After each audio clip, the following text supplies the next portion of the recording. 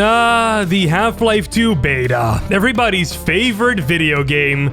Shame it never came out. Jokes aside though, the Half-Life 2 beta is an interesting part of Valve's history, and because of it being so interesting, there are many people trying to recreate it through total conversion mods. I feel like I've written this intro over 100 times already though, so I think I'm going to keep it short for this one. Dark Interval, one such Half-Life 2 beta-inspired mod, has been in development for quite some time and has very recently released a brand new update over on their ModDB page. These are pretty rare, the last one being posted over a year ago, so I just wanted to cover it to show you guys that they're indeed still working on it. So without further ado, let's have a look at what the Dark Interval team has in store for us this time. Roll the intro. LambdaGeneration. Before I get started with this week's topic though, we launched another subcommunity over at LambdaGeneration.com. And no, it's not the Gmod subcommunity, but trust me, we're working on it. Instead, we launched the GoldSrc subcommunity. Overseen by Jane Thrace from Signal Lost and Starlight, and Magic Nipples from Year of the Dragon and That Damn Fox, it is or will be your hub for everything related to the ancient but beloved game engine. Finally, a place to discuss Ricochet. You can showcase your maps here, your texture work, anything related to programming for the engine, your very own mod projects, and more. So if that interests you, then why not give it a peek over at community.lambdageneration.com/GoldSrc. A link is of course in the description below.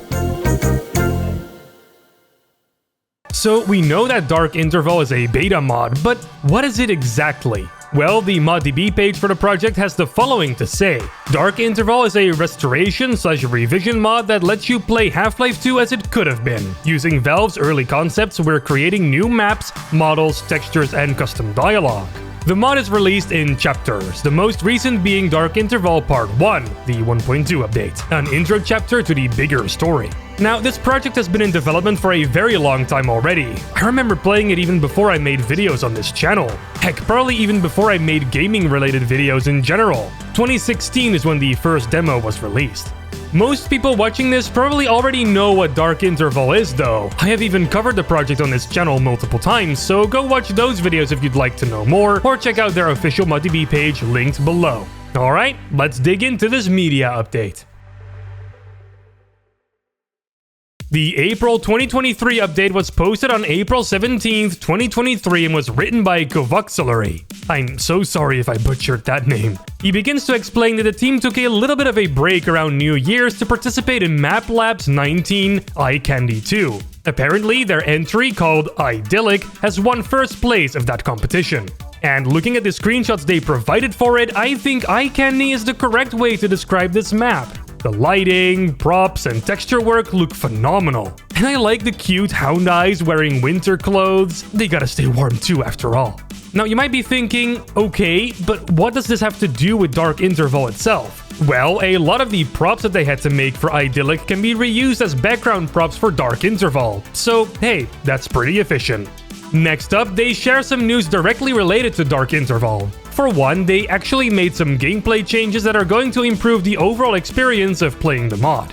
They added 2 new HUD elements, a new radial damage indicator system to more accurately show the player where they're being attacked, and a system to show what type of damage the player is taking, except for bullet and scratch damage. The latter system is based off of the damage indication system used in the original Half-Life. They also added grenade cooking to the game and a new health pickup system where you can now partially delete a health kit or a vial so you can come back later to finish the rest. So if you're already at 90% health and you pick up a health kit containing 25% health, you only take 10% of health from that health kit, leaving you the leftover 15% to pick up later.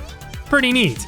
Suit batteries have also changed, now having the ability to overcharge you, but only if your battery is below 100%. So if you pick up a battery with 15% charge inside and your suit battery is at 99%, you'll end up with 114% suit battery. Math! Another thing they changed is the way barnacles and non-player characters interact with each other. It used to be the case that barnacles would instantly kill a non-player character when their tongues grabbed their Havok physics-graced bodies.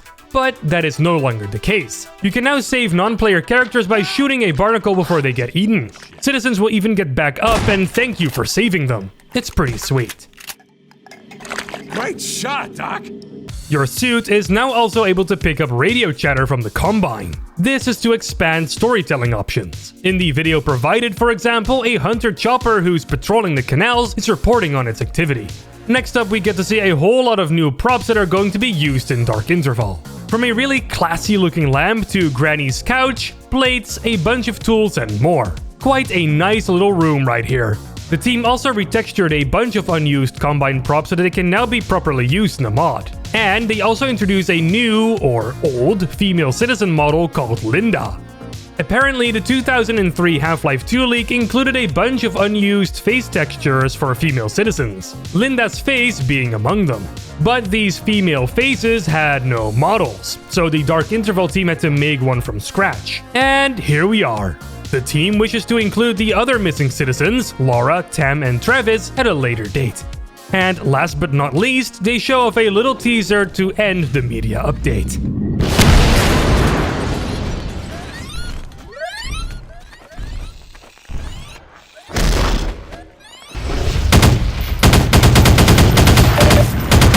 And nobody has seen or heard from Gordon Freeman since.